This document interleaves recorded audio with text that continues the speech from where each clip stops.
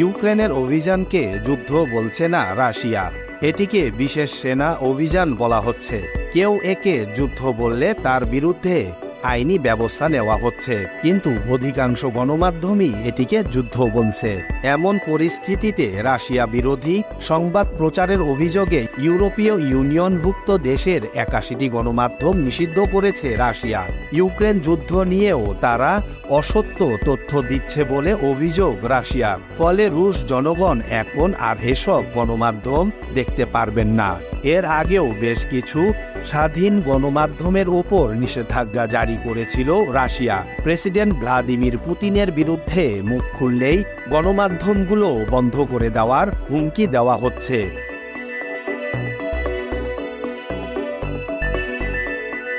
রাশিয়ার পররাষ্ট্র মন্ত্রণালয় জানিয়েছে, এ সিদ্ধান্তের পেছনে রয়েছে মে মাসের একটি ঘটনা। সে সময় ইউরোপীয় ইউনিয়ন রাশিয়ার 4টি গণমাধ্যমের ওপর নিষেধাজ্ঞা জারি করেছিল।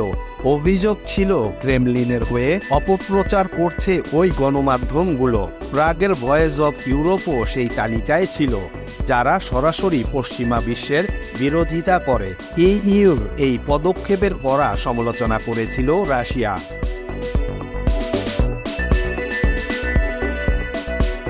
যে গণমাধ্যমগুলো বন্ধ করা হয়েছে তার মধ্যে ফরাসি সংবাদ সংস্থা এএফপি, জার্মানির স্পিগেল, স্পেনের এল প্যারিস, অস্ট্রিয়া ও ইতালির জাতীয় সংবাদ সংস্থা। নিষেধাজ্ঞা জারি হয়েছে বিখ্যাত সংবাদ মাধ্যম পলিটিকোর ওপরও। ইইউর ভাইস প্রেসিডেন্ট রাশিয়ার এই পদক্ষেপকে নির্বোধের কাজ হিসেবে আখ্যায়িত করেছেন। তার দাবি যে গণমাধ্যমগুলোর ওপর নিষেধাজ্ঞা জারি হয়েছে তারা কেউই প্রোপাগান্ডা মেশিন নয়। মস্কো জানিয়েছে তারা এই পদক্ষেপ ফিরিয়ে নিতে পারে। সেক্ষেত্রে ইইউ যে গণমাধ্যমগুলোর ওপর নিষেধাজ্ঞা জারি করেছে তা তুলে নিতে হবে।